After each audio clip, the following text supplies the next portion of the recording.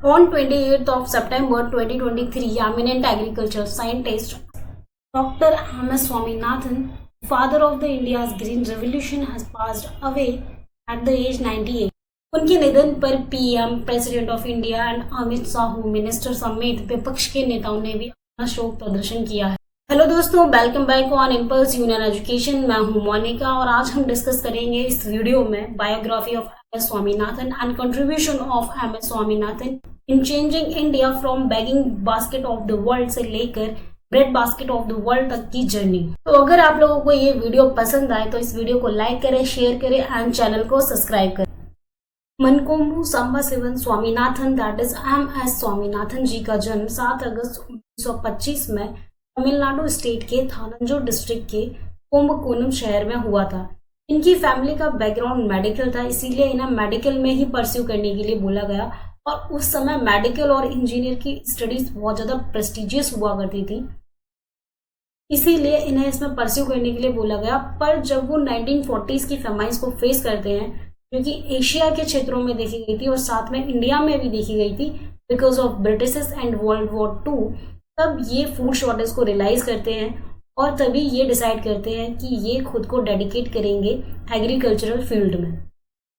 1940 से 44 में ये अर्न करते हैं BSc degree in agricultural science और 1947 में ये मूव करते हैं इंडियन एग्रीकल्चर रिसर्च इंस्टीट्यूट इन न्यू दिल्ली, जहाँ पर ये स्टडी करते हैं जेनेटिक्स एंड प्लांट ब्रीडिंग्स के बारे में। लेटर ऑन 1949 तक इन्हें अपॉर्चुनिटी मिलती है कि ये खुद को रजिस्टर कर पाए यूनेस्को के फेलोशिप प्रोग्राम में, जहाँ पर इन्हें जेनेटिक्स की फर्दर स्टडी करने का मौका मिलता है, जो कि नीदरलैंड में था। तो ये खुद को वहाँ पर रजिस्टर करते हैं और मूव करते हैं नीदरलैंड। फिर पोस्ट डॉक्टरेट रिसर्च के लिए इन्हें मौका मिलता है यूएसए मूव करने का, और यूएसए में जाकर इनकी मुलाकात होती है father of the world's green revolution that is doctor Norman Borlaug ji से। उस समय doctor Norman Borlaug ji rust disease of wheat पर काम कर रहे थे, जिन्हें कामयाबी मिलती है 1959 में। और उन्हें कामयाबी में मिलती है एक ऐसी वैरायटी जो कि rust resistance, day light insensitive and high yield growing wheat grains थे, जिसे हम मैक्सिकन सीड के नाम से जानते हैं। एक्चुअली इस मैक्सिकन सीड को नॉरेंटाइन, जो जापान से व्हीट वैरायटी मंगाई गई थी, जिसे सेमी ड्वार्फ व्हीट वैरायटी भी कहा जाता है, इसको ब्रीड कराया जाता है मैक्सिको की लोकल वैरायटी के साथ। यूनिवर्सिटी की मुलाकात के बाद एम एस स्वामीनाथन इंडिया वापस आते हैं और वापस आकर सेंट्रल राइस रिसर्च इंस्टीट्यूट है कटक उसे ज्वाइन करते हैं और वहाँ गवर्नमेंट जॉब करते हैं। कुछ सालों बाद ये मूव कर जाते हैं इंडियन एग्रीकल्चर रिसर्च इंस्टीट्यूट इन न्यू दिल्ली में। 1959 और ऑलमोस्ट 1960 तक आते आते इंडिया में अराइज होती हैं फेमाइन कंडीशंस।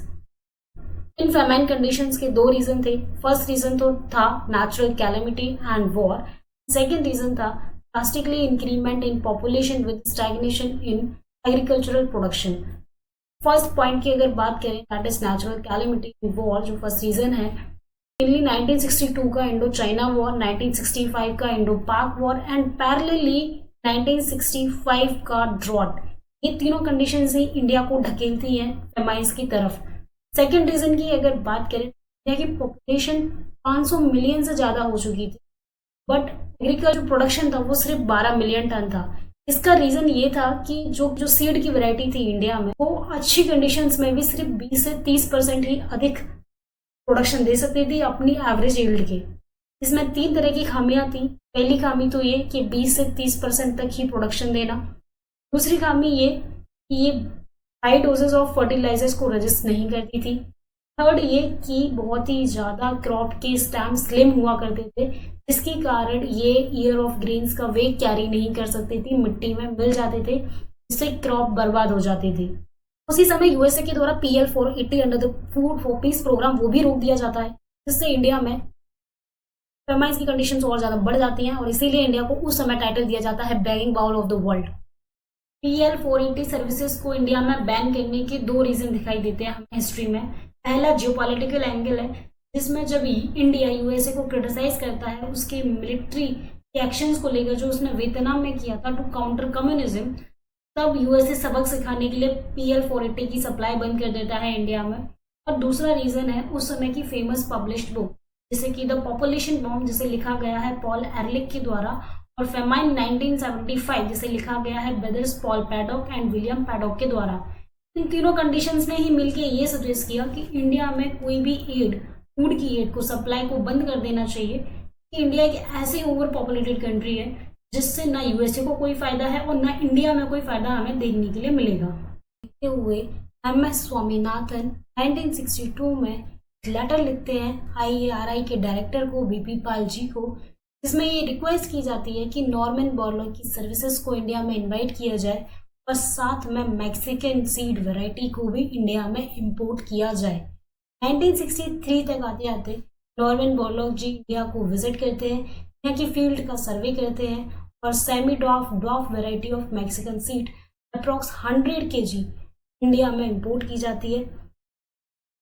इनकी सर्विसेज के लिए रॉकफेलर फाउंडेशन को एक लेटर लिखा जाता है, प्रधानमंत्री लाल बहादुर शास्त्री एंड सी सुब्रमण्यम, जो कि उस समय एग्रीकल्चर मिनिस्टर थे। 1965 में फाइनली जो एक्सपेरिमेंट चल रहे थे उनमें सफलता मिलती है और स्वामीनाथन जी द्वारा एक dwarf variety of wheat introduce की जाती है, जिसने इंडियन लोकल वैरायटी की जितनी खामियां थी उन्हें ओवरकम कर दिया था। जैसे कि प्रोडक्शन 20-30% ना होकर 60% तक राइज कर गया था। स्लिम स्टेम जिनके कारण पूरी फसल खराब हो जाती थी, अब वो थोड़े मोटे, और क्रॉप की जो लेंथ थी वो थोड़ी छोटी होने लग गई थी। साथ में ये फर्टिलाइजर टॉलरेबल भी होने लग गए थे। विद दिस जो इंडिया का प्रोडक्शन है 1970 तक इंडिया फूड सफिशिएंट कंट्री बनता है और अगले 3 सालों में ही इंडिया खुद को फूड सरप्लस कंट्री डिक्लेयर कर देता है। आज भी हम इंडिया में जो व्हीट सीड यूज होता है व्हीट ग्रो करने के लिए, उसमें हम मैक्सिकन सीड की छाप देखते हैं और इसका कलर गोल्डन है क्योंकि जो मैक्सिको से सीड मंगाए गए थे उनका कलर रेड था। तो ये थी journey begging bowl of the world से लेकर bread basket of the world तक की। तो आप लोगों को पता चल चुका होगा कि ग्रीन रिवोल्यूशन इवेंट कितना इम्पोर्टेंट है इंडिया के लिए और उस समय पे क्या इम्पोर्टेंस थी उसकी। साथ में स्वामीनाथन जी का कंट्रीब्यूशन भी आप लोगों को अच्छे से पता चल गया होगा। थैंक यू आप लोगों का इस वीडियो देखने के लिए।